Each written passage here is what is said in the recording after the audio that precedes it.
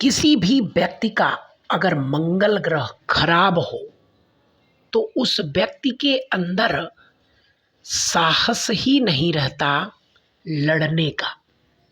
यानी किससे नहीं रहता?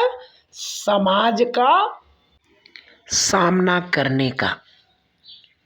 लेकिन लड़ाई करने का तो बहुत साहस रहता है। मंगल बिगड़ गया तो व्यक्ति लड़ेगा फालतू का, यानी जिसकी कोई ज़रूरत नहीं है वहाँ पर वह लड़ाई करेगा, और जहाँ बोलने की ज़रूरत है वहाँ पर बोलेगा नहीं। यानी मंगल अगर अच्छा है तो व्यक्ति के अंदर इतनी हिम्मत देता है कि वह समाज और विरोधियों का सामना कर सके सही तरीके से। और अगर वही मंगल खराब है तो वह केवल फालतू की लड़ाई करेगा जिसकी कोई ज़रूरत नहीं है।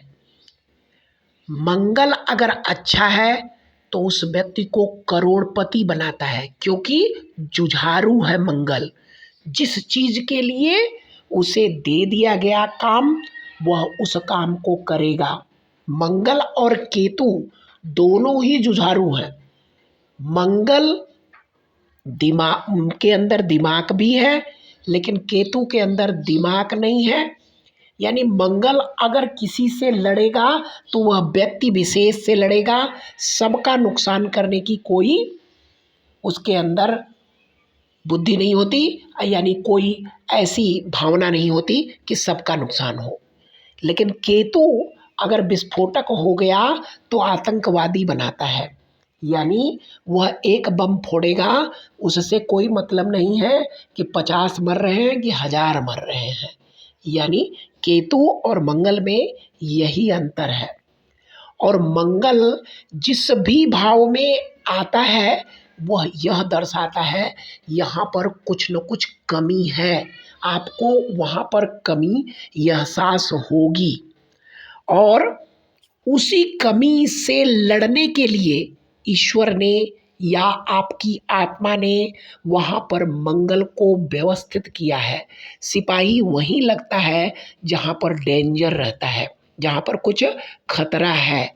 यानी अगर मंगल आपके किसी भी भाव में है तो वहाँ पर समझ लीजिए कुछ न कुछ कमी है आपके जीवन में। चतुर्थ भाव में है तो घर परिवार से, जमीन जायदाद से आपको कुछ न कुछ प्रॉब्लम है। लेकिन उसी प्रॉब्लम को दूर करने के लिए मंगल को वहाँ पर व्यवस्थित कराया गया। अगर वह अच्छा है उस भाव के लिए, अच्छा कब होगा? जब उस भाव में उस भाव का स्वामी अच्छी पोजीशन में हो या उसका मित्र हो, तो वहाँ पर मंगल अच्छे परिणाम देता है। और अच्छे परिणाम जब देगा तो उस भाव की चीज़ों को, यानी उस भाव की मैटेरियलिस्टिक चीज़ों को एकत्र करेगा और वहाँ पर शांति भी लाएगा। चतुर्थ भाव में है, अगर उस भाव का भावेश खुद बृहस्पति हो या सूर्य हो, 5 नंबर की राशि हो, 9 12 नंबर की राशि हो, और 4 नंबर की राशि में मंगल अच्छा परिणाम नहीं देता जबकि उसके मित्र की ही राशि है, लेकिन यहाँ पर वह अपना फल नीच करता है। नीच का मतलब उसकी दृष्टि उच्च की होगी, घर में वह व्यक्ति नहीं रहेगा, क्योंकि सामने 10वें भाव पर उसकी दृष्टि जाएगी तो वहाँ पर उच्च दृष्टि से वह कर्म के लिए बाहर प्रेरित होगा, सुख शांति प्राप्त करने के लिए वह घर में नहीं बैठेगा। नीच का मंगल यही है। नीच का मंगल खराब नहीं होता, नीच का मंगल तो काम के लिए तो सबसे बेहतर है, लेकिन नीच का मंगल घर के लिए सही नहीं है, वह किसी की बर्दाश्त नहीं करेगा। यानी अगर उसे गलत कुछ भी लग गया तो वह बर्दाश्त नहीं कर पाता। नीच का मंगल में यही खूबी है। अब हम आज वही करोड़पति वाली बात को करते हैं कि करोड़पति किन किन भावों में करोड़पति का संबंध बनता है। मान लीजिए वह 11वें भाव में है तो 11वें भाव का मंगल आपको निश्चित धन कमाने में सबसे बेहतर रिजल्ट देता है और आपके जीवन में हर प्रकार का सुख संपत्ति लाता है। अगर यहाँ पर यह शुभ राशि में हो, यानी मेष राशि, वृश्चिक खुद की उसकी राशि, या बृहस्पति की राशि और चंद्रमा की राशि में भी बेहतर परिणाम देता है। वह क्या होगा कि वहाँ से सप्तम दृष्टि पंचम भाव पे आएगी। अनअर्न्ड इनकम के लिए वह बहुत ज़्यादा लगा रहेगा और कमाता भी है खूब। यानी 11वें भाव का मंगल केवल बुध की राशि में और उसके शत्रु, यानी केवल बुध की राशि में, शत्रु को तो छोड़ो, केवल 3 नंबर और 6 नंबर में अगर बुध यहाँ पर, मंगल यहाँ पर है तो वह अच्छे परिणाम नहीं देता। नहीं तो बहुत ही बढ़िया 11वें भाव में तो पराशर ऋषि भी कहते हैं कि तीसरे, छठे, 10वें और 11वें भाव में अगर क्रूर ग्रह बैठे हों, क्रूर कौन, सूर्य, मंगल, शनि, राहु और केतु, ऐसे ग्रह अगर विद्यमान हैं तो उस व्यक्ति को ऊंचाइयों पर ले जाते हैं। किस के लिए? धन कमाने के मामले में, यानी संपत्ति अर्जित करने में यहाँ का मंगल आपको करोड़पति बनवाता है। बस उसकी शुभ दृष्टि, शुभ राशि होनी चाहिए। बस बुध की राशि न हो तो वह बहुत अच्छा परिणाम देता है। अब चलते हैं दूसरे भाव में, जहाँ पर करोड़पति बनाते हैं तो वह होता है तृतीय भाव में बैठना नहीं, तृतीय भाव पर दृष्टि या तृतीयेश के साथ, तृतीय भाव का जो मालिक बनता है उसके साथ अगर मंगल का संबंध बनता है तो वह भी आपको धन कमाने के लिए प्रेरित करता है और वह व्यक्ति कमाता भी है, करोड़पति भी बनता है। उसकी मोटिवेशन, उसकी सोच ऐसी होती है कि वह कमाएगा। अब हम तीसरी जो जगह है उसके बारे में जानते हैं कि अगर मंगल आपके चौथे भाव पर दृष्टि डाल रहा हो या चतुर्थेश के साथ बैठा हो तब भी आपको धन कमाने के लिए प्रेरित करता है और वह व्यक्ति निश्चित धन कमाता है। अब हम समझते हैं उसकी तीसरी पोजीशन, चौथी पोजीशन, जो वहाँ मंगल आपको अच्छा परिणाम देता है। अगर वह छठे भाव में हो, अच्छा स्टेज के साथ हो, तब भी वह आपको धन कमाने के लिए पूरी तरह प्रेरित करता है।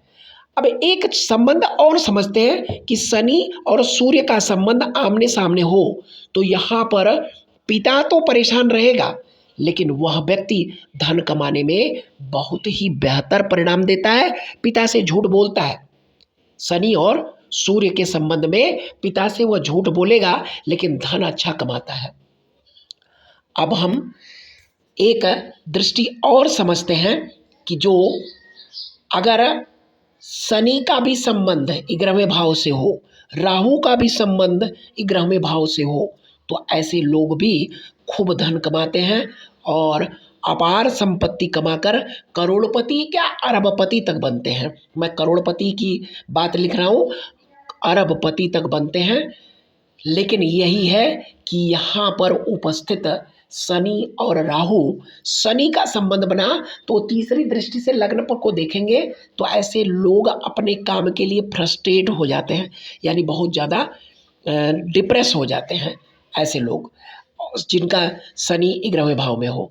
और जिनका राहु 11वें भाव में हो, इन लोगों के ऊपर विश्वास मत करना, ये लोग बड़े ही चीटर भी होते हैं, अपने फायदे के लिए दूसरे को धोखा भी दे सकते हैं।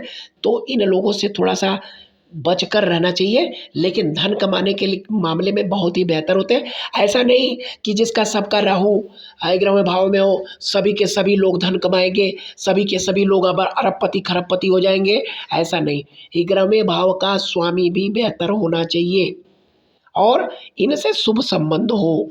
शुभ संबंध माने इनकी मित्र की राशि हो या इनके यहाँ पर उच्च होते हो तो यह बहुत ही बेहतर रिजल्ट धन कमाने के मामले में देते हैं और ये लोग कमाते भी हैं। दोस्तों, हमारा मकसद है आप लोगों को ज्योतिष के विषय में छोटी छोटी जानकारियाँ आप तक पहुँचाना।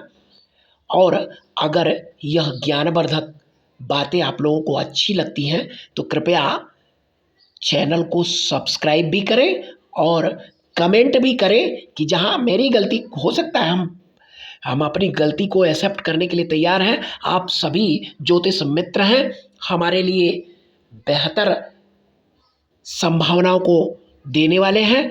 इसलिए आप लोग जहाँ आप लोगों को कमी नज़र आए कमेंट करिए, लेकिन बालाजी महाराज की जय लिखना न भूलें।